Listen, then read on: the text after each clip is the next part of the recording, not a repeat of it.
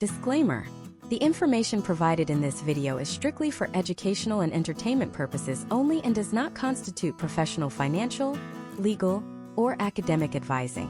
Navigating the complex landscape of higher education funding, student loans, and private scholarships involves inherent variables and personal financial implications. We do not make any guarantees regarding your ability to secure funding, nor do we promise any specific financial outcomes.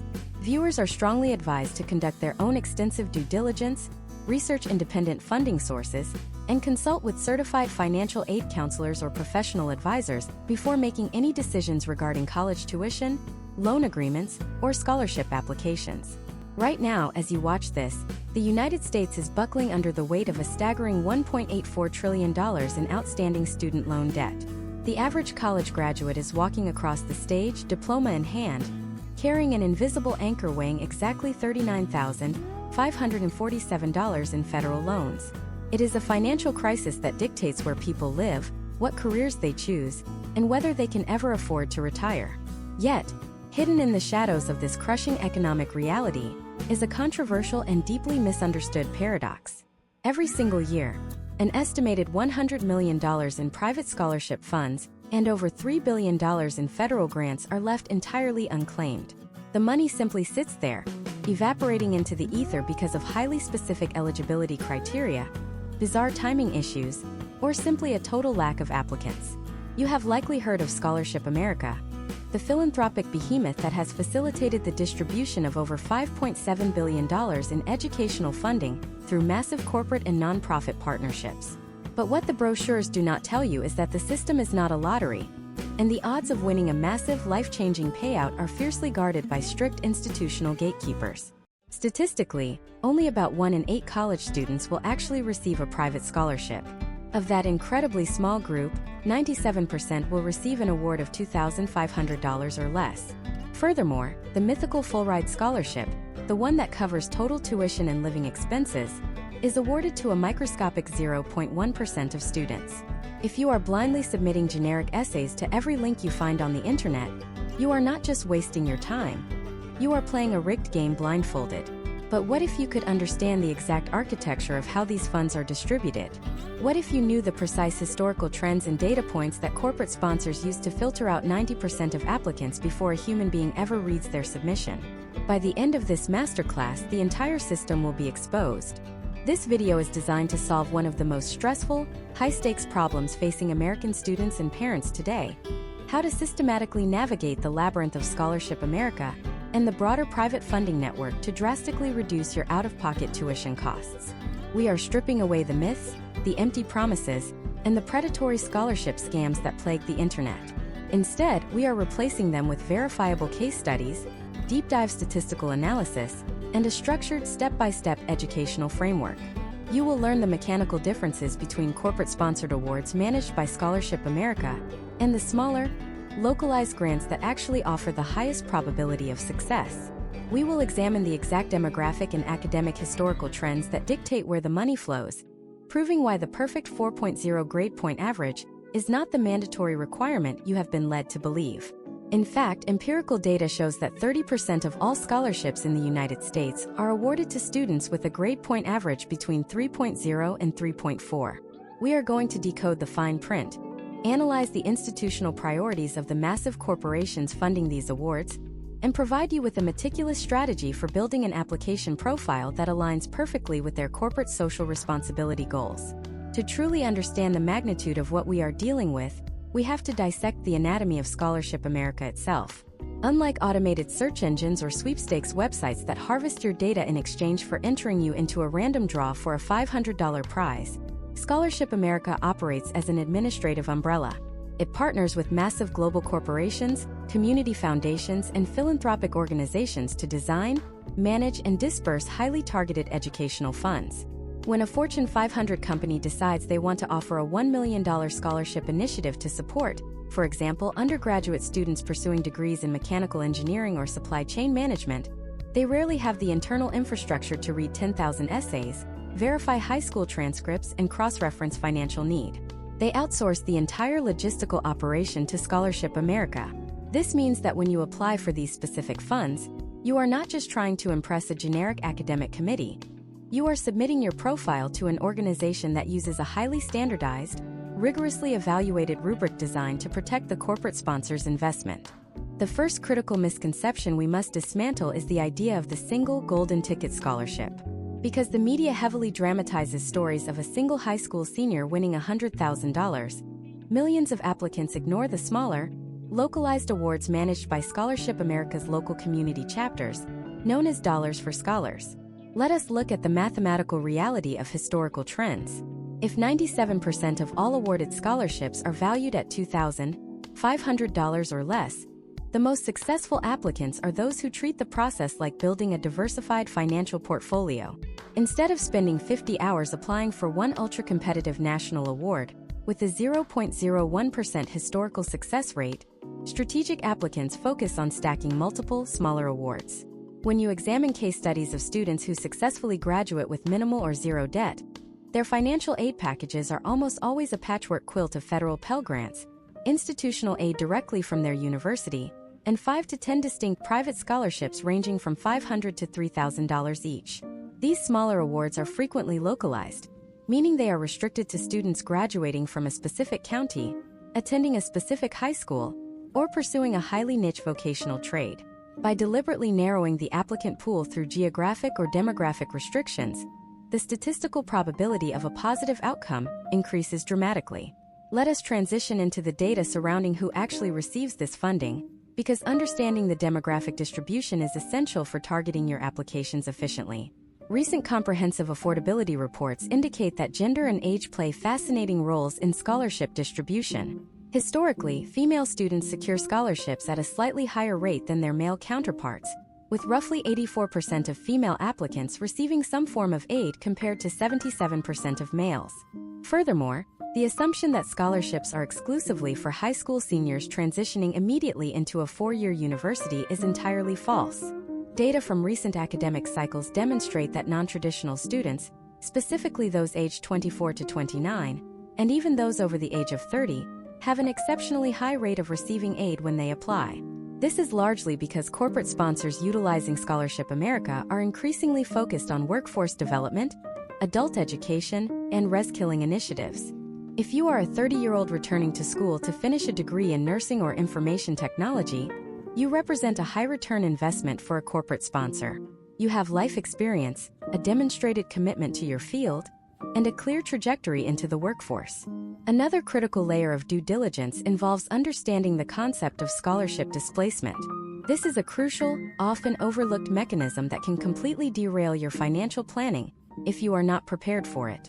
Scholarship displacement occurs when a student wins a private scholarship, such as one administered by Scholarship America, and reports it to their university, only to have the university reduce their institutional financial aid package by the exact same amount.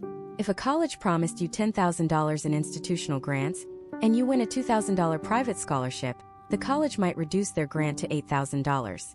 You are no better off financially. The private scholarships simply subsidize the university's budget, not your pocketbook. Currently, about 50% of students who receive private scholarships experience some form of displacement.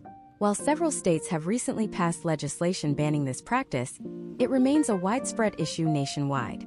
To protect your potential outcomes, you must meticulously review the financial aid policies of your target institutions before you spend hundreds of hours writing essays for external awards. You must ask the financial aid office directly about their policy on outside scholarships and whether those funds will reduce your unmet need or your existing grant package. To navigate Scholarship America effectively, you must approach your applications as a specialized form of grant writing.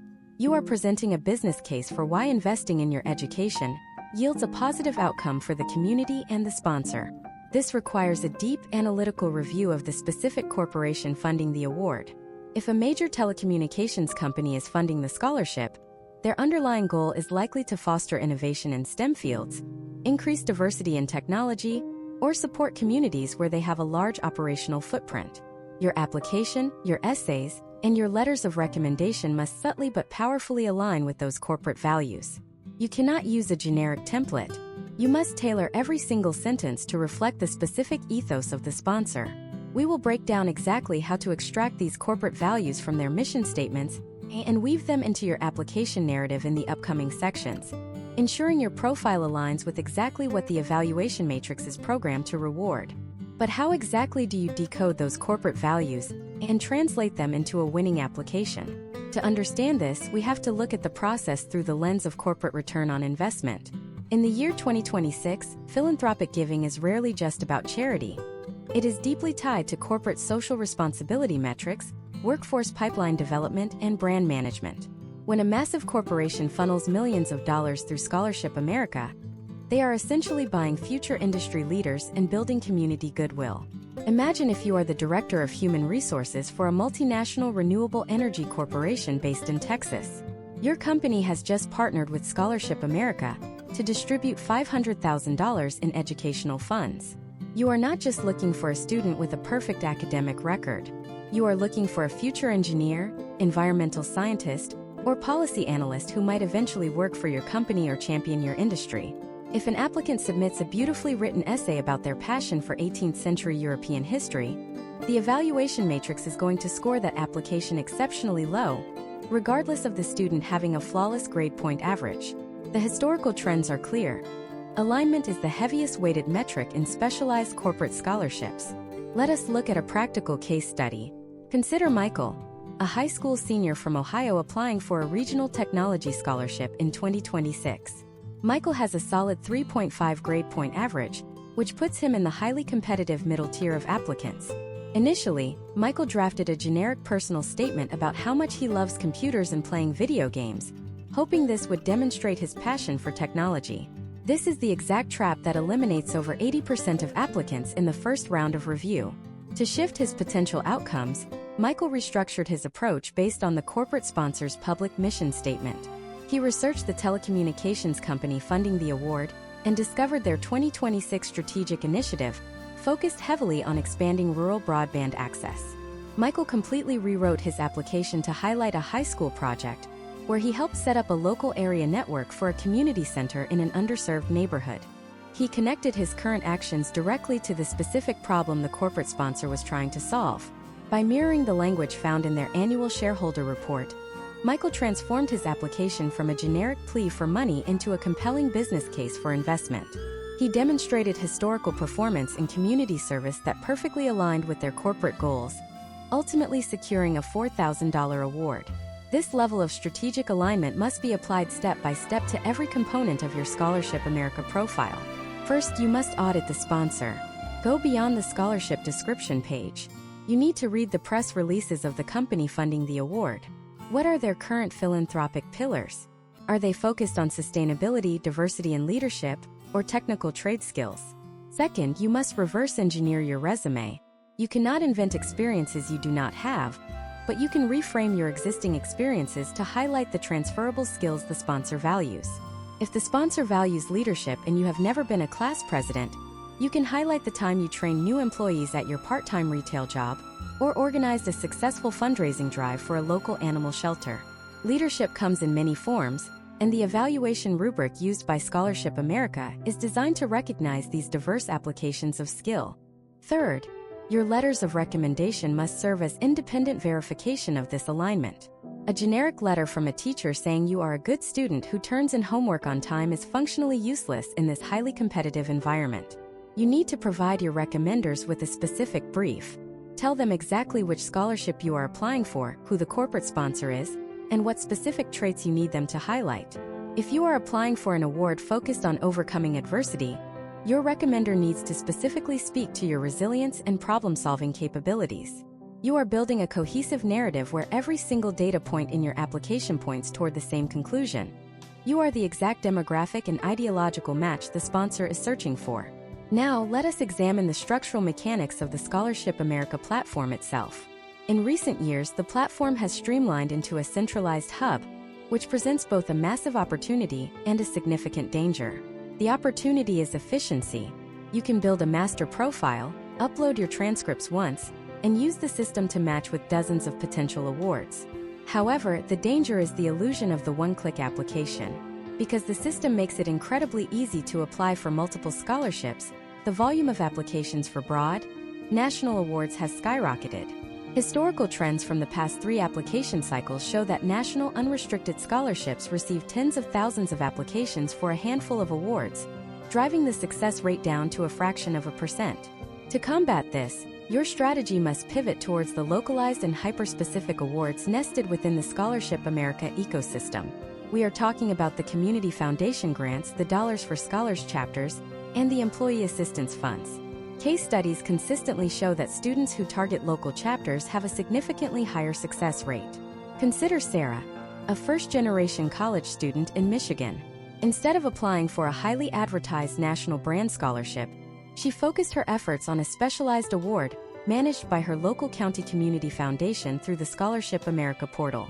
The award was restricted to students residing in her specific zip code who were pursuing a degree in healthcare administration. Because the eligibility criteria were so narrow, the applicant pool was reduced from 50,000 national students to perhaps 50 local students. Sarah invested the same amount of time crafting her application, but her mathematical odds of a positive outcome were exponentially higher. She secured a renewable $3,000 grant that profoundly impacted her ability to afford tuition. This localized strategy requires meticulous attention to detail. You must aggressively filter the Scholarship America database for geographic restrictions, specific high school alumni awards, and parental employer grants. Many large corporations offer substantial scholarship funds exclusively to the dependents of their employees, and these funds often go underutilized simply because employees fail to read their human resources newsletters. The money is literally sitting on the table, waiting for someone to claim it. But finding the right scholarships and crafting the perfect narrative is only half the battle. The most devastating mistakes applicants make have absolutely nothing to do with their essays or their grade point averages. These mistakes are deeply hidden within the administrative and financial documentation required by the platform. You can have the most compelling story in the country, perfectly aligned with the corporate sponsor, and still be instantly disqualified by an automated system before a human reviewer even sees your name. There is a specific financial metric, an invisible threshold that operates in the background of almost every single need-based application processed through these portals. If you calculate this single number incorrectly on your federal forms, it creates a cascading failure that will lock you out of thousands of dollars in funding, and the worst part is the system will never even tell you why you were rejected. So what is this hidden metric, and how do you ensure your financial documents are practically bulletproof before you hit submit? The hidden metric that secretly controls the fate of your application is a highly specific calculation known as the Student Aid Index. If you are applying for funding in the year 2026, you must understand that the entire landscape of financial aid has undergone a massive structural transformation. In previous decades, systems relied on a metric called the expected family contribution. However, federal overhauls have permanently replaced that with the Student Aid Index, and massive administrative platforms like Scholarship America have entirely integrated this new algorithm into their proprietary gatekeeping software. This is not just a random number. It is an index score that ranges from -1,500 to tens of thousands, and it represents a rigid evaluation of your family financial strength. When you submit your application for a need-based corporate grant through the Scholarship America portal, human eyes do not immediately review your carefully crafted personal statements. Instead, an automated system instantly pulls your student aid index, cross-references it with the total cost of attendance for your chosen university, and calculates a strictly defined mathematical value called unmet financial need. If the automated system determines that your unmet financial need does not meet the precise minimum threshold set by the corporate sponsor, your application is immediately moved to the rejected pile. The tragedy here is that thousands of highly qualified applicants are disqualified every single application cycle, not because they are actually wealthy, but because they made devastating clerical errors when reporting their financial data. To bulletproof your documents, you must understand exactly how the algorithm assesses different types of capital. The system weighs assets belonging to the student significantly heavier than assets belonging to the parents. Under current federal assessment formulas, parent assets are typically assessed at a maximum rate of roughly 5.64%. This means that for every $100 a parent has in unprotected savings, the system assumes they can contribute about $5.64 toward college. However, student assets are assessed at a brutal flat rate of 20%. For every $100 in a student bank account, the algorithm subtracts $20 from their potential financial aid eligibility. Imagine if you have been working a part-time job as a lifeguard for 4 years, diligently saving $10,000 in a standard checking account under your own name to help pay for textbooks and housing. Because those funds are legally classified as student assets, the automated formula immediately increases your student aid index by $2,000. That single categorization instantly wipes out $2,000 of unmet financial need. If a corporate sponsor through Scholarship America requires applicants to demonstrate at least $5,000 of unmet need, and your inflated index score drops your official need to $4,900, you are locked out of the competition. The system does not care about your work ethic or the fact that you saved that money responsibly. It only reads the rigid data points provided on your linked federal aid forms. Let us look at a stark case study involving a high school senior named David from Illinois, navigating the application cycle in 2026. David possessed a highly competitive profile, boasting a 3.9 grade point average and hundreds of volunteer hours perfectly aligned with a major manufacturing corporation, offering a renewable $10,000 engineering scholarship through Scholarship America. David and his parents filled out their financial disclosures, but they made a remarkably common, fatal mistake. When asked to report the net worth of their investments, David's parents accidentally included the equity of their primary residence and the value of their recognized retirement accounts. Under the strict rules of the federal application formulas used to generate the student aid index, primary residences and qualified retirement accounts are legally protected assets and should never be reported in the investment category. Because they inputted this incorrect data, David's student aid index artificially skyrocketed by over $40,000. When Scholarship America automated software scanned his profile, it concluded that David's family had more than enough liquid capital to cover his total tuition. He was instantly disqualified from the engineering grant and several other regional awards without ever receiving an email explaining the technical reason for his rejection. Had they simply omitted the protected assets as legally permitted, his index score would have accurately reflected their middle-class status, preserving his unmet need and keeping him in the highly competitive running for that massive payout. Historical trends show that nearly 1 in 4 applicants makes a critical data entry error regarding protected versus unprotected assets, self-sabotaging their potential outcomes before the race even begins. To ensure your financial profile is flawless before submitting it to Scholarship America, you must implement a rigorous document review protocol. You need to gather your federal tax returns, your W-2 statements and current bank statements, and meticulously verify that your 529 college savings plans are reported correctly.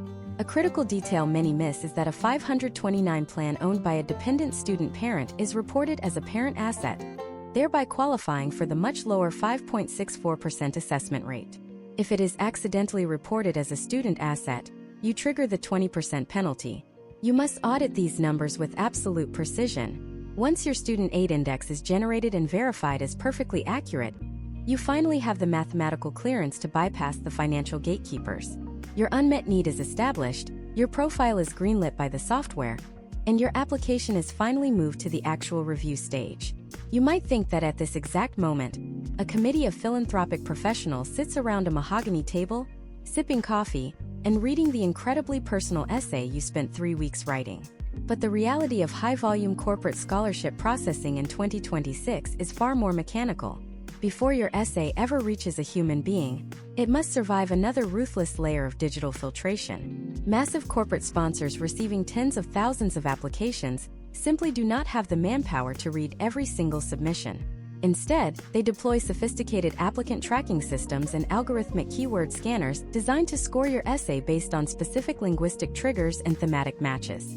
If your essay does not contain the exact vocabulary the algorithm is programmed to find, it is automatically discarded, no matter how moving or beautifully written your story might be. So how exactly do these essay scanning algorithms work? And what specific corporate keywords do you need to embed within your narrative to guarantee you survive the digital purge and force a human being to finally read your application? To understand exactly how these algorithms function, you have to look at the enterprise software ecosystem of 2026. Major philanthropic organizations and the corporate sponsors funneling money through Scholarship America no longer rely on hundreds of volunteers sitting in a gymnasium reading paper applications. They utilize sophisticated applicant tracking systems specifically modified for educational grants. These systems are powered by natural language processing, a branch of artificial intelligence that allows computers to understand, interpret, and manipulate human language. When you hit submit on your application portal, your essay is converted into pure data. The software immediately strips away your formatting and begins mapping your vocabulary against a predefined semantic matrix created by the corporate sponsor. This matrix is essentially an answer key of values, priorities, and industry-specific terminology that the sponsor has deemed critical for their ideal candidate. If your essay relies solely on generic phrases about wanting to help people working hard and needing money for tuition, the algorithm registers a low semantic match. Your application is assigned a low relevance score and automatically archived, forever hidden from the Human Review Committee.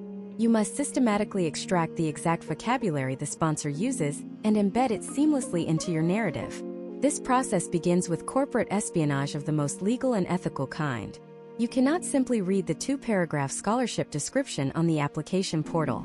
You must navigate to the corporate sponsor primary website and locate their most recent environmental, social, and governance report, often referred to as an ESG report, or their annual shareholder prospectus. These documents are the ultimate cheat sheets for your essay. If a major national bank is funding a financial literacy scholarship through Scholarship America, their annual report will highlight their current corporate priorities. You might find repeated phrases like economic inclusion, sustainable community development, underbanked populations, and equitable asset building. These are not just buzzwords. They are the exact data points the algorithm is scanning for in your essay. By integrating this specific lexicon into your personal narrative, you signal to the software that your foundational values are perfectly synchronized with the institutional goals of the multi-billion-dollar entity writing the check. Let us examine a highly specific case study to illustrate the mechanics of this strategy. Imagine if you are looking at the application journey of a student named Marcus, a high school senior from Georgia navigating the massive scholarship landscape in the year 2026. Marcus was applying for a highly competitive, $10,000 supply chain management scholarship funded by a global logistics conglomerate. Marcus had a deeply compelling personal story. He grew up working in his family's small retail business, managing inventory by hand, and wanted to modernize their operations after getting his business degree. In his first draft, Marcus wrote an essay focusing on his strong work ethic, his family history, and his dedication to passing his college classes. While emotionally resonant, this draft contained zero corporate alignment. If he had submitted that essay, historical trends indicate it would have been filtered out by the applicant tracking system within seconds. The algorithm was not programmed to search for work ethic or family history. Instead of submitting that initial draft, Marcus applied a strategic keyword integration framework. He researched the logistics conglomerate and analyzed their 2026 strategic vision statement.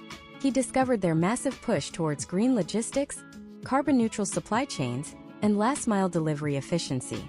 Marcus meticulously rewrote his essay. He kept his core story about the family business but reframed it entirely. He described how managing inventory taught him the importance of supply chain resilience. He wrote about his desire to study business, so he could implement sustainable logistics practices and optimize last-mile delivery for small community enterprises. He naturally wove the exact terminology from the corporate vision statement into his personal narrative. When Marcus submitted his revised essay, the natural language processing algorithm detected a high-density match with the sponsor-targeted semantic matrix.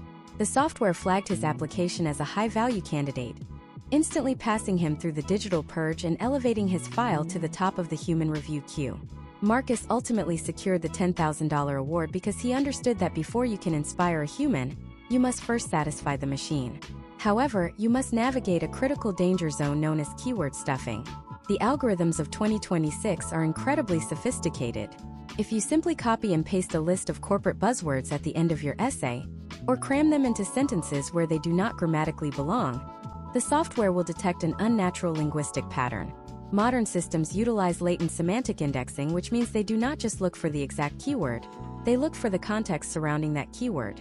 If you use the phrase sustainable community development, the algorithm expects to see supporting contextual words nearby, such as project, neighborhood, implemented, or long-term impact.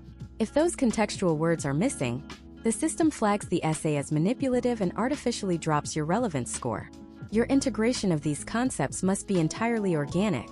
You are not just parroting their words back to them.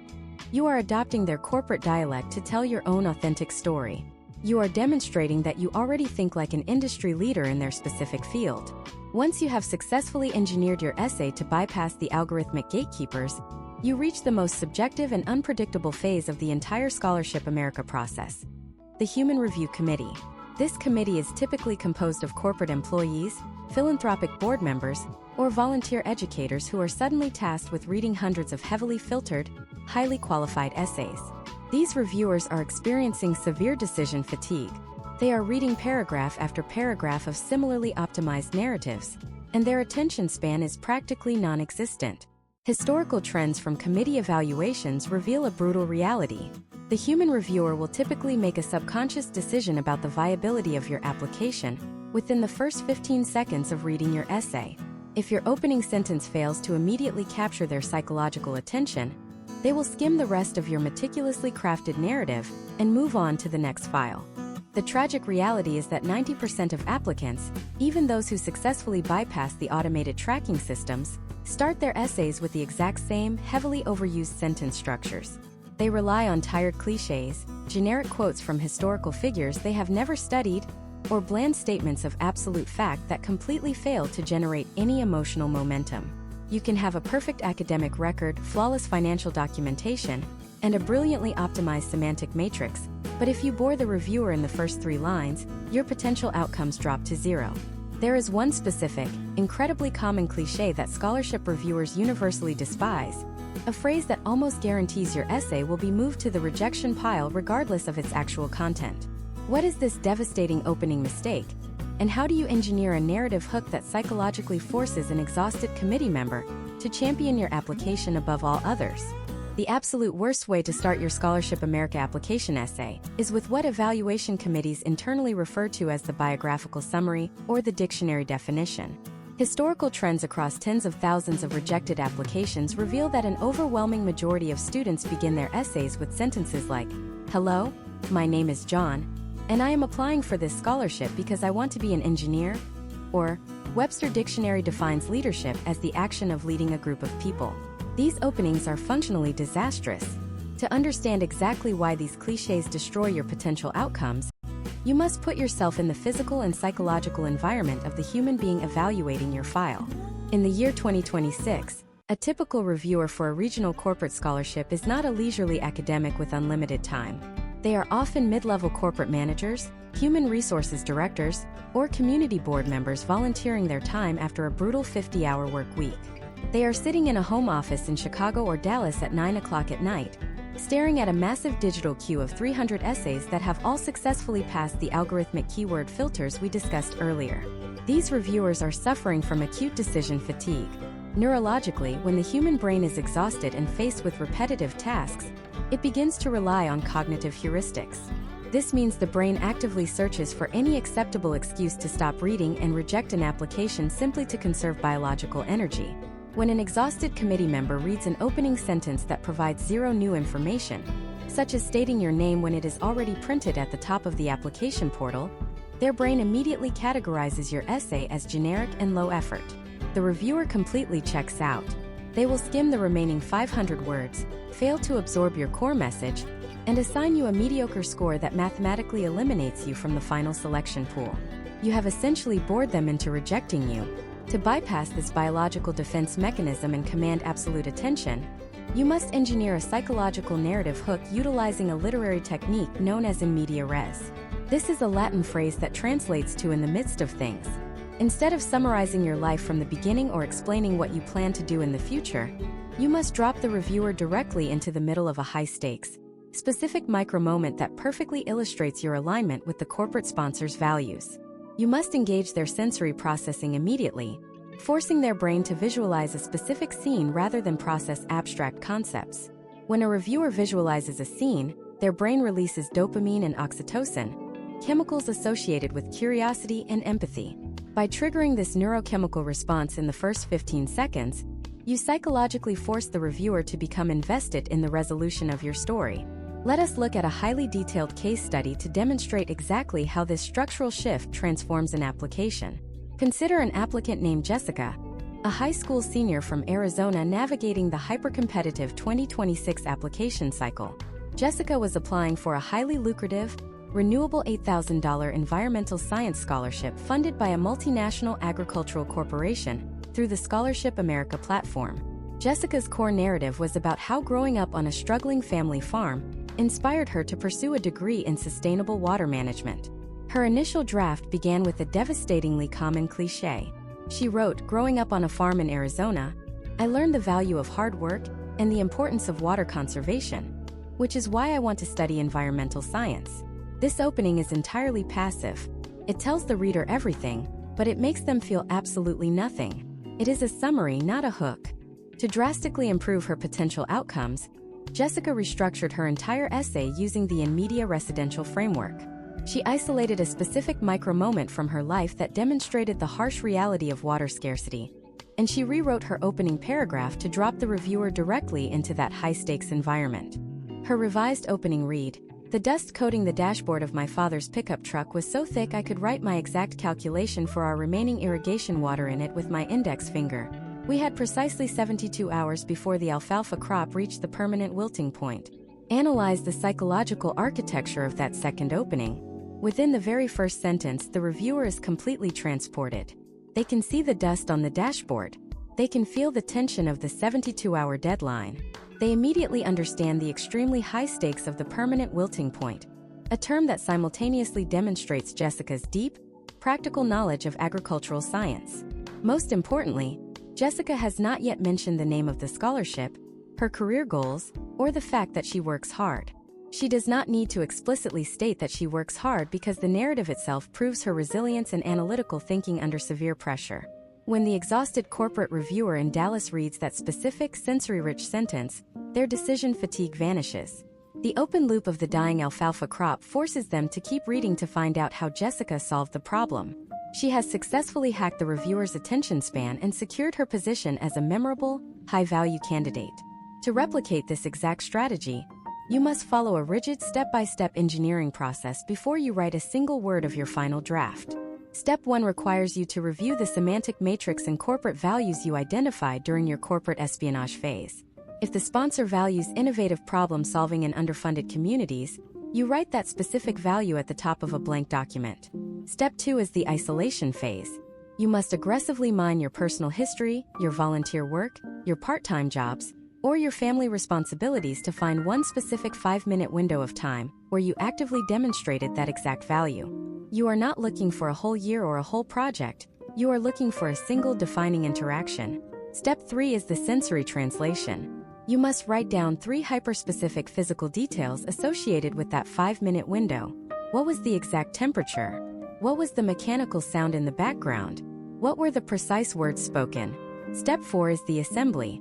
You construct your opening sentence using those sensory details, starting the action at the absolute highest point of tension or confusion. You deliberately withhold the context for just a moment to create an information gap. This gap is the psychological mechanism that compels the reviewer to read the second sentence, and then the third. Once you have them hooked and actively engaged in your micro-moment, you seamlessly transition into your thesis statement, connecting the resolution of your personal story directly to the philanthropic goals of the corporate sponsor. You transform from a random applicant into a highly specific, low-risk, high-return investment for their educational fund. However, engineering a flawless opening hook is only the first critical hurdle in the human review phase. You have successfully captured their attention, but now you have to sustain it and justify the financial investment. This brings us to the most dangerous section of the entire application: the body paragraphs. Historical trends from scholarship evaluation rubrics show that this is exactly where the vast majority of highly compelling, well-hooked essays completely fall apart. In an attempt to prove their need for financial assistance, applicants frequently cross a very fine, invisible line. They abandon their strategic corporate alignment and fall into a psychological trap that reviewers aggressively penalize. Instead of positioning themselves as future industry leaders overcoming obstacles, they accidentally format their essays into what the evaluation industry quietly refers to as the trauma dump.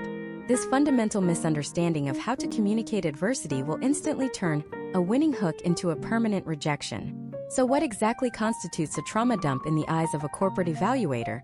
And how do you strategically structure the body of your essay using the Triumph Matrix to prove you are an unshakable investment, regardless of the hardships you have faced? To understand the catastrophic mistake of the trauma dump, you must first understand how corporate philanthropy views adversity. In the highly competitive application cycle of 2026, Many applicants operate under the severely flawed assumption that scholarships are awarded based on a metric of suffering. They believe that the student who has endured the most pain, the most poverty, or the most tragic circumstances will automatically be selected by the committee out of sheer sympathy.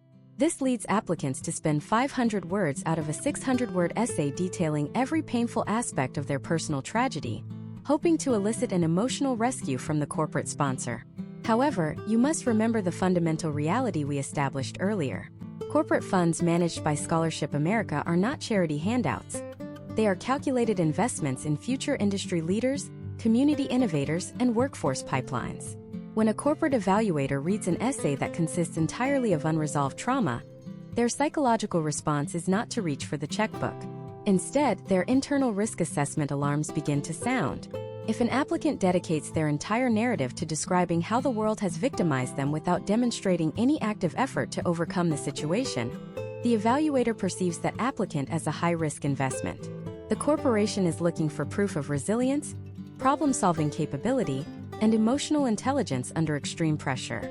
They want to know that when you face an inevitable crisis during your college career or in their future workforce, you have the internal architecture to navigate it successfully. A trauma dump proves that you have suffered, but it completely fails to prove that you possess the executive function necessary to generate a positive return on their financial investment. To systematically eliminate this risk and prove your unshakable value, you must structure your body paragraphs using a precise framework known in elite grant writing as the Triumph Matrix. The Triumph Matrix completely re-engineers the way you communicate hardship by strictly limiting the amount of space dedicated to the problem and maximizing the space dedicated to your active solution. Historical trends from successful scholarship applications indicate that the highest scoring essays strictly adhere to a 10-40-50 ratio. 10% of your word count is allocated to establishing the context of the adversity. 40% is dedicated to outlining your specific strategic actions taken to mitigate the crisis. Finally, the remaining 50% is strictly reserved for projecting how the skills you forged in that fire make you the perfect candidate to advance the corporate sponsor's specific institutional goals. Let us examine a highly detailed case study to illustrate the profound difference between a trauma dump and a perfectly executed Triumph Matrix.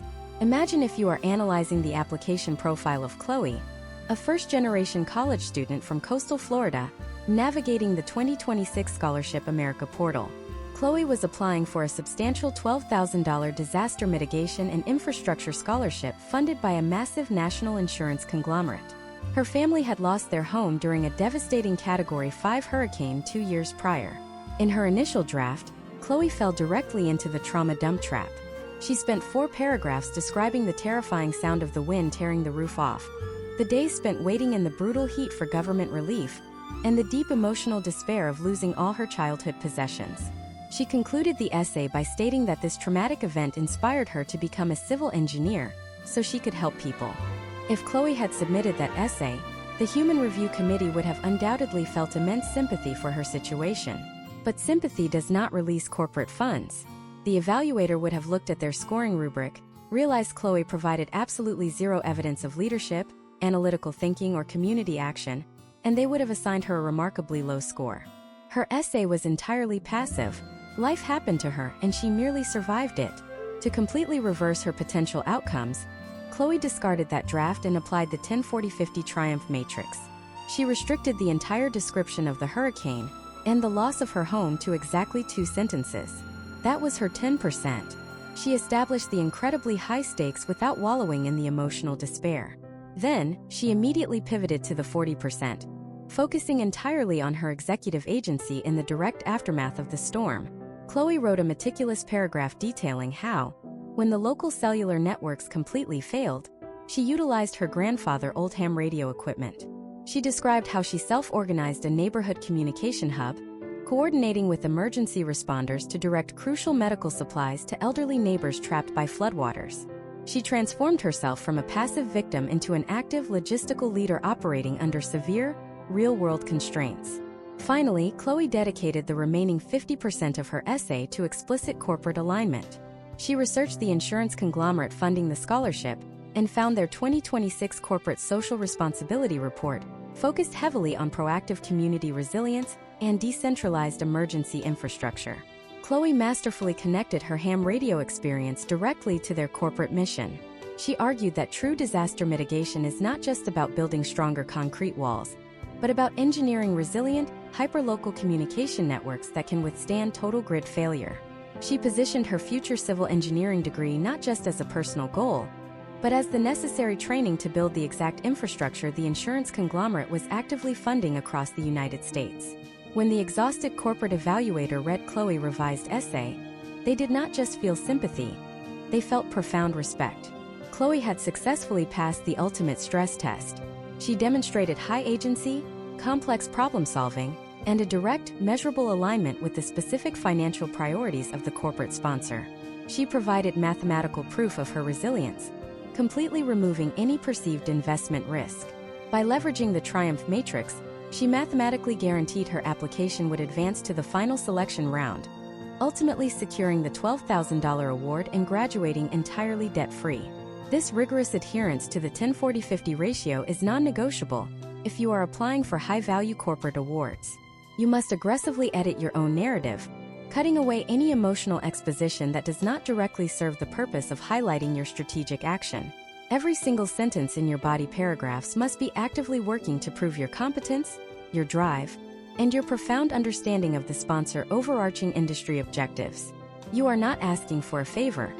You are presenting a meticulously structured business proposal where your future education is the product being developed. However, even if you execute the perfect in media residential hook and perfectly balance your body paragraphs using the Triumph matrix, there is a massive vulnerability hidden deep within your application package. You can spend weeks perfectly optimizing your essay to bypass the natural language processing algorithms and psychologically captivate the human reviewer.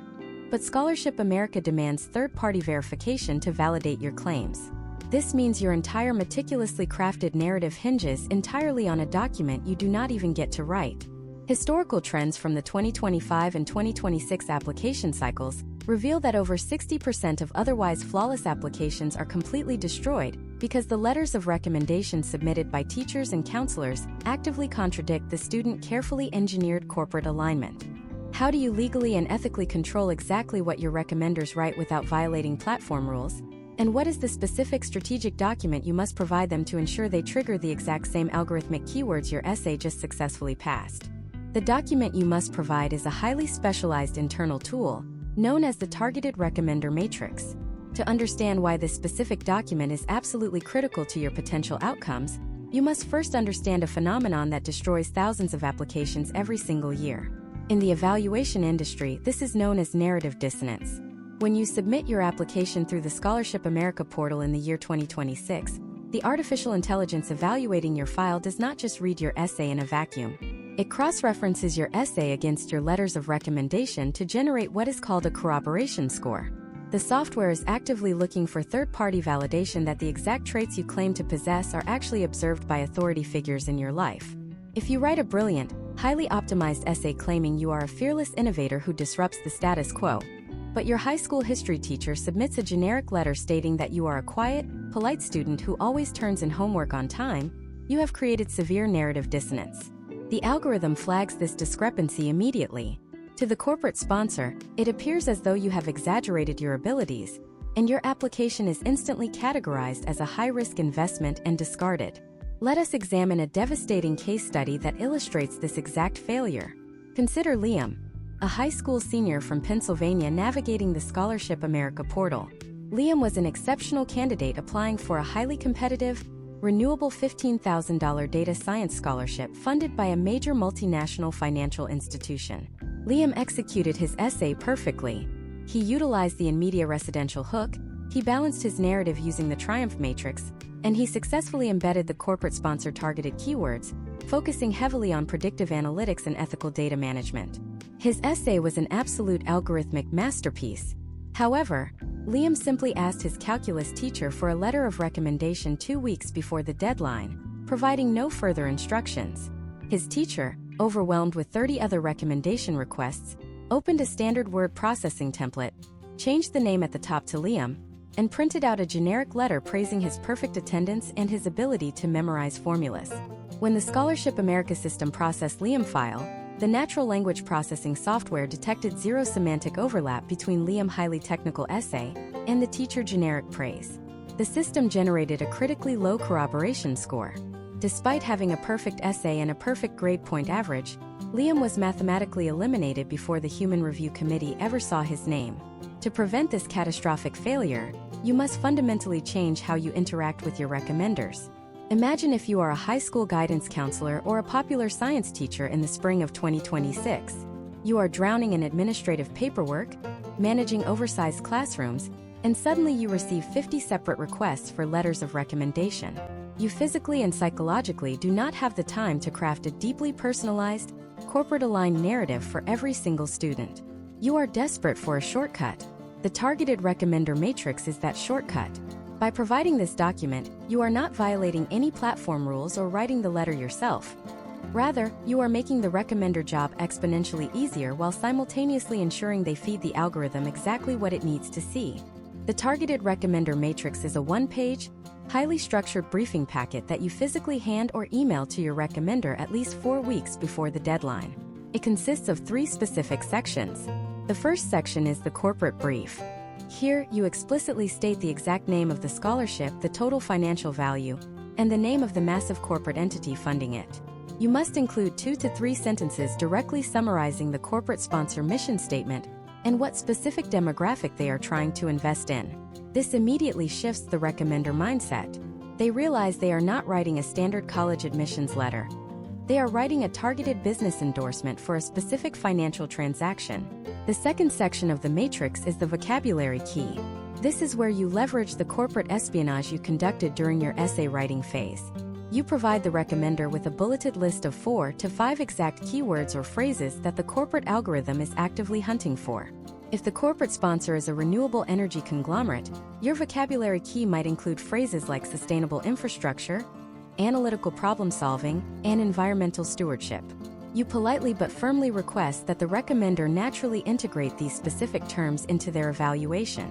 By doing this, you are effectively programming their letter to trigger a massive algorithmic match, ensuring your corroboration score skyrockets to the top of the applicant pool. The third and most critical section of the targeted recommender matrix is the evidence blueprint. You cannot simply ask a teacher to call you an analytical problem solver. You must provide them with the exact memory they need to write about. Teachers see hundreds of students a day. They will not remember your specific moments of brilliance unless you remind them. In this section, you outline 1 or 2 hyper-specific micro-moments that occurred in their classroom or under their supervision that perfectly demonstrate the keywords you just provided.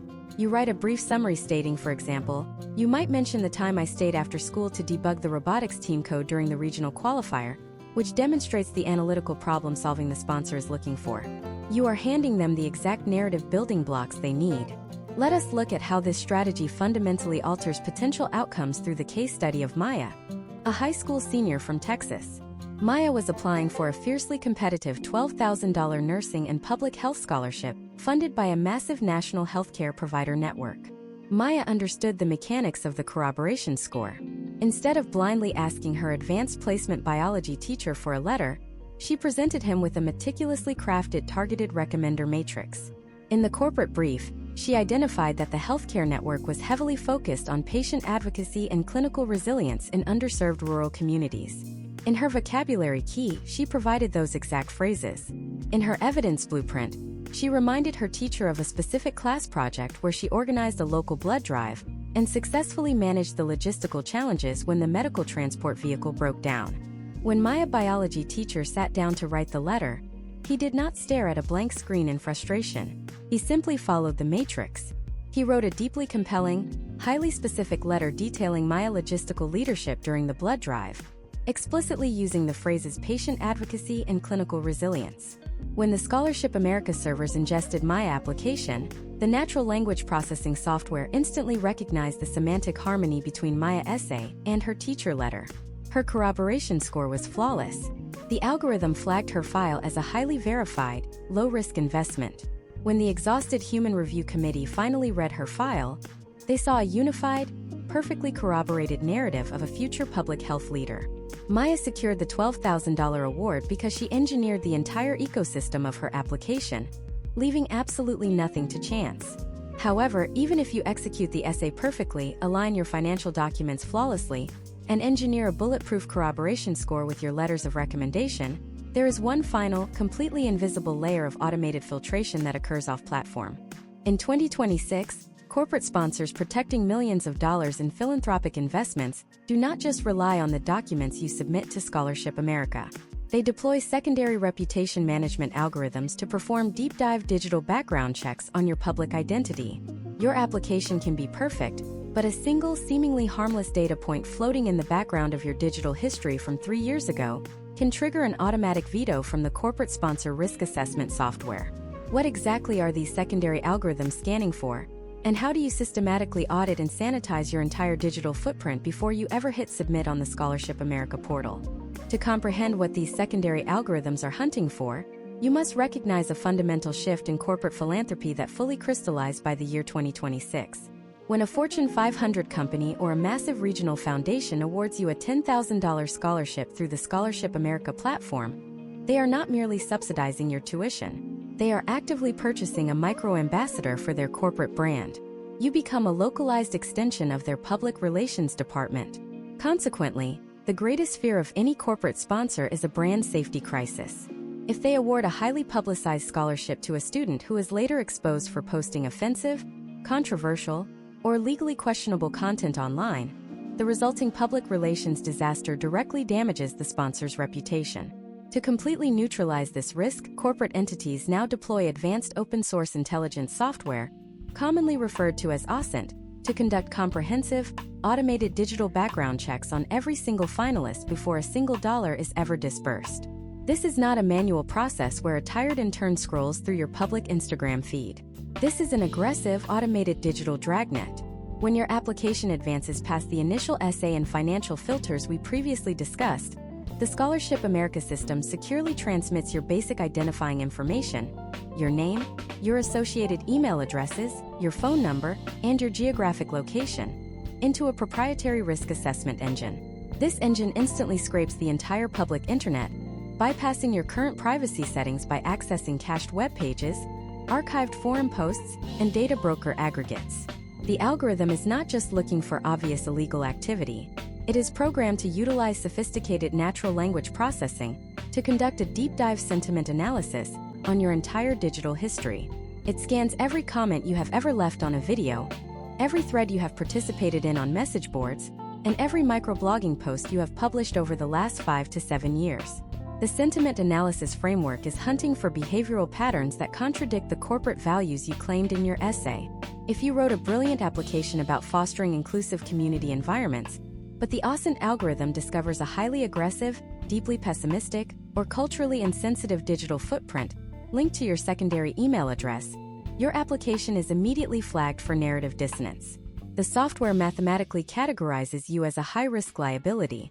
Consider the devastating case study of Ethan, a brilliant high school senior from Ohio navigating the 2026 application cycle.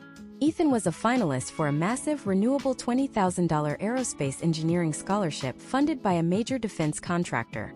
Ethan had a flawless 4.0 grade point average, a perfectly optimized Triumph matrix essay, and a highly corroborated targeted recommender matrix from his physics teacher. However, Ethan failed to sanitize his digital footprint. When he was 14 years old, playing competitive online video games, he created a secondary email address to register for public gaming forums. On those forums, operating under an anonymous username, Ethan frequently engaged in highly toxic trash talk, using highly aggressive language that violated basic community guidelines. Ethan assumed that because he used a fake name, this digital history was completely untraceable. He was entirely wrong. When the defense contractor risk assessment engine processed Ethan's application, it utilized a technique known as identity resolution. The algorithm cross-referenced the primary email address Ethan used on his Scholarship America portal with a massive database of known data breaches and data broker profiles. The system successfully linked his primary email to his phone number, which was also linked to the secondary gaming email he created 4 years prior. The OSINT software instantly downloaded his entire anonymous forum history.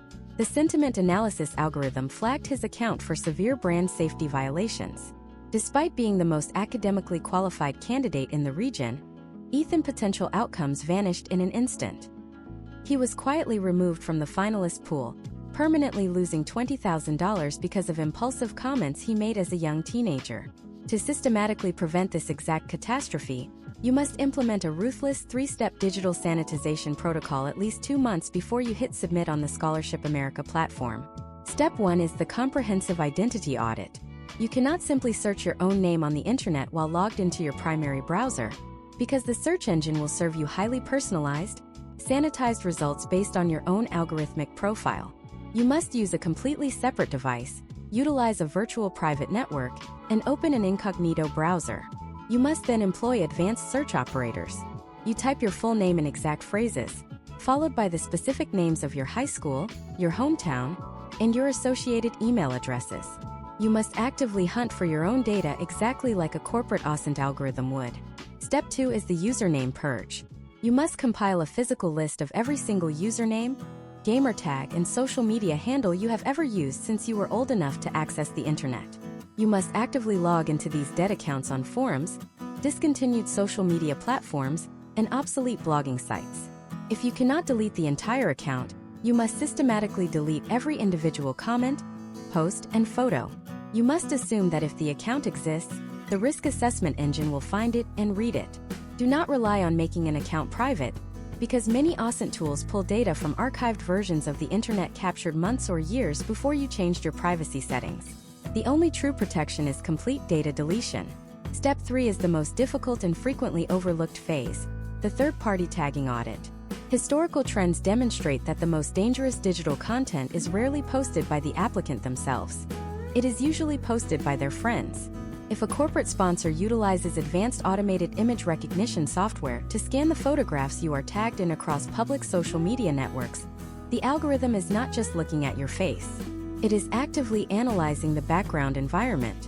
If your friend tags you in a photograph taken at a party, and the image recognition software detects items associated with underage drinking or legally restricted substances anywhere in the background of that image, the algorithm will flag you for a morality clause violation.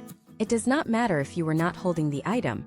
Your proximity to the restricted item is enough to classify you as a high-risk investment. You must systematically comb through every single photograph you are tagged in across all platforms and aggressively untag yourself from any image that does not project the exact corporate-aligned, highly responsible persona you built in your essay. You must treat your digital footprint with the exact same level of meticulous scrutiny as your financial documentation and your personal statements. You are engineering a bulletproof persona from every conceivable angle. Once your online history is entirely sanitized, your essays are optimized for the semantic matrix, and your recommendations are perfectly corroborated, you are finally ready to press submit on the Scholarship America portal. You might experience a massive wave of relief, believing the hardest part is over.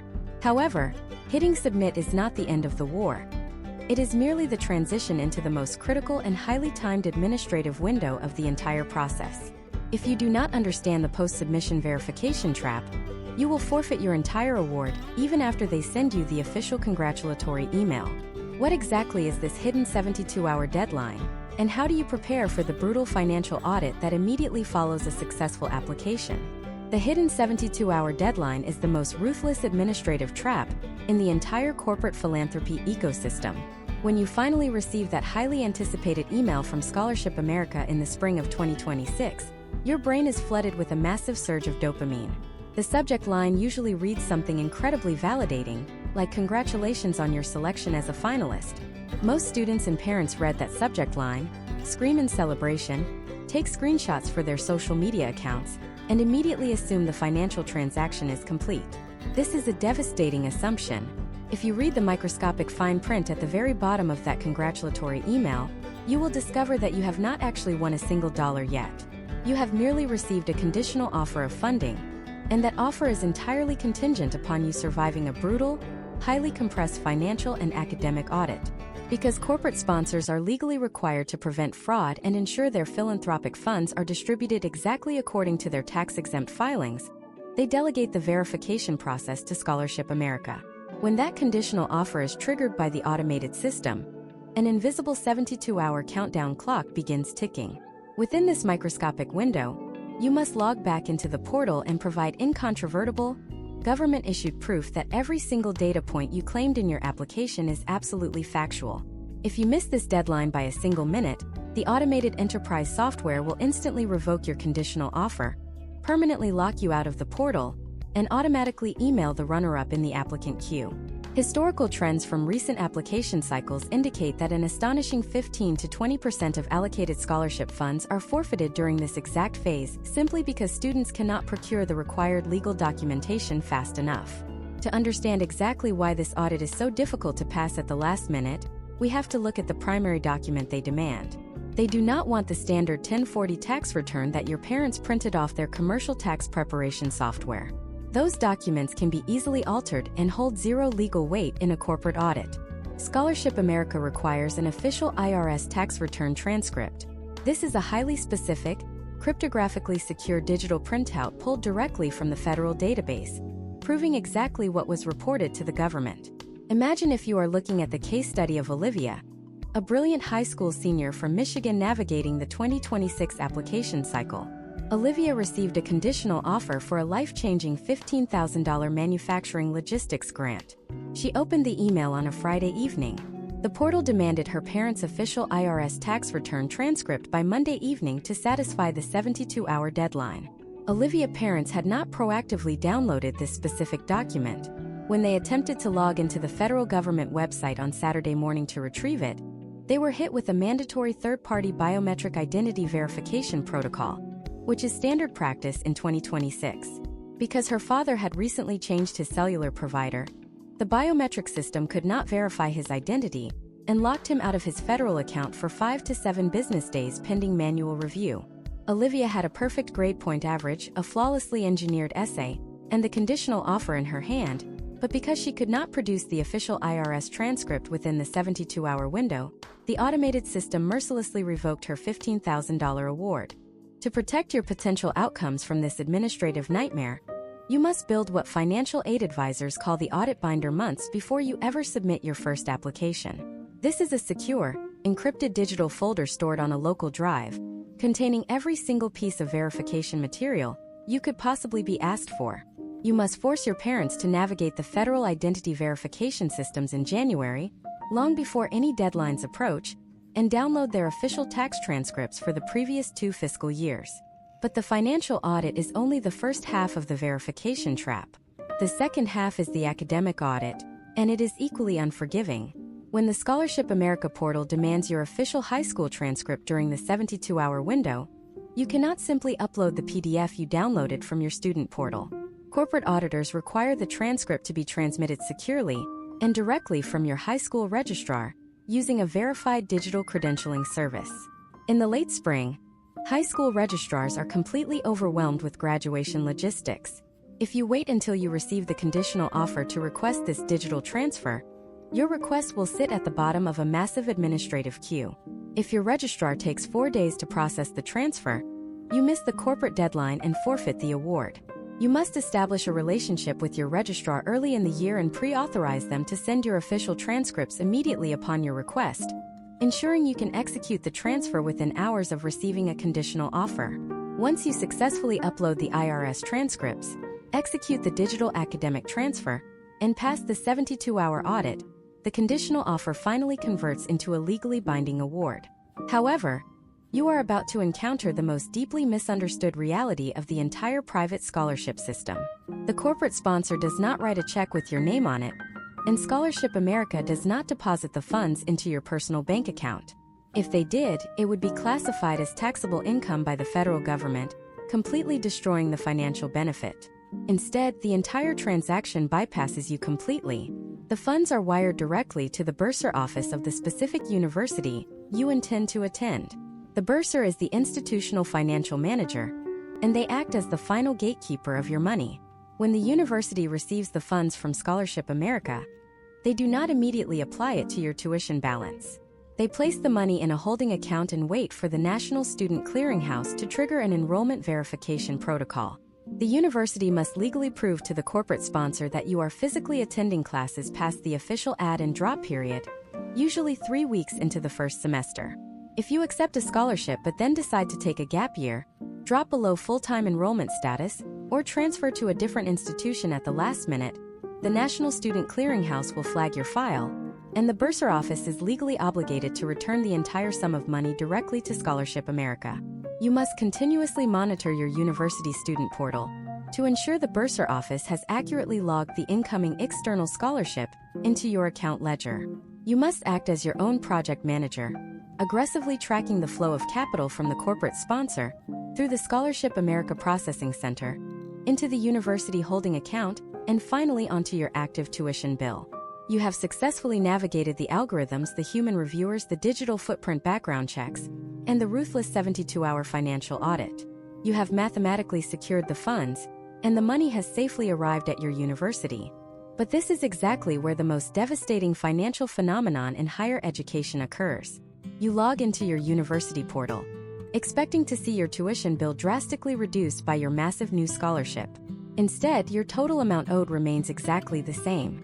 You stare at the screen in absolute horror as you realize that the moment the University Financial Aid Office saw the external check arrive from Scholarship America, they actively intercepted it. They quietly went into your financial aid package and completely revoked the institutional grants they had previously promised you, dollar for exact dollar. The private scholarship you spent hundreds of hours fighting for did not save you a single penny. It merely subsidized the university operating budget. This highly controversial practice is completely legal in most jurisdictions, and it destroys the financial plans of millions of students every single year. How do you legally anticipate this institutional trap? And what exact negotiation tactics must you use against your university financial aid officers to force them to let you keep your hard-earned money? To legally anticipate this institutional trap, known formally within the higher education sector as scholarship displacement, you must first completely deconstruct the financial anatomy of university billing departments in the year 2026. The fundamental mechanism driving this controversial practice is rooted in federal financial aid regulations. The federal government strictly dictates that a student cannot receive a total financial aid package that exceeds their official cost of attendance. If your total aid surpasses this number, you are considered over-awarded. However, universities frequently exploit this federal mandate to protect their own internal endowments. When you successfully navigate the Scholarship America portal, and a massive corporate check arrives at the bursar office, the university views that external capital as a direct replacement for their own institutional funds. Instead of allowing the corporate scholarship to reduce your out-of-pocket tuition costs or eliminate your need to take out predatory student loans, the university silently retracts their proprietary grants. You fought against tens of thousands of applicants to secure a corporate investment, and the university simply absorbed the entire return on that investment to balance their own ledger. Historical trends indicate that this practice affects millions of students annually, stripping away billions of dollars in external philanthropic funding. To combat this, you must understand the current legislative landscape. By 2026, several states, including Maryland, New Jersey, Pennsylvania, California, and Washington, have enacted specific legislative bans prohibiting public state universities from aggressively displacing private scholarships. However, these laws are incredibly nuanced, and private universities operating across state lines often utilize massive legal loopholes to continue the practice. You cannot rely on the government to protect your funds. You must actively negotiate your financial position using highly specific, data-driven tactics before the Scholarship America check ever leaves the corporate processing center. Imagine if you are looking at the financial trajectory of a student named Christopher, an engineering major from Ohio. Christopher was awarded a highly competitive $10,000 Scholarship America grant from a national automotive manufacturer. His university had initially offered him a financial aid package consisting of a $10,000 institutional university grant, $5,000 in subsidized federal loans, and $3,000 in a campus work-study requirement. When Christopher proudly reported his new corporate scholarship to the financial aid office, they immediately triggered their displacement protocol. They accepted the $10,000 from the automotive manufacturer, and they completely erased the $10,000 institutional grant they had previously promised him. Christopher still owed $5,000 in loans and still had to work 20 hours a week in the dining hall. His net financial gain after months of intense application engineering was absolutely zero. To prevent this catastrophic outcome, you must execute a sequential negotiation strategy, starting with the preemptive policy audit. You must never accept a private scholarship or sign the official Scholarship America disbursement paperwork until you have forced your university to provide their outside scholarship policy in writing. You do not call the financial aid front desk and ask a student worker for their opinion.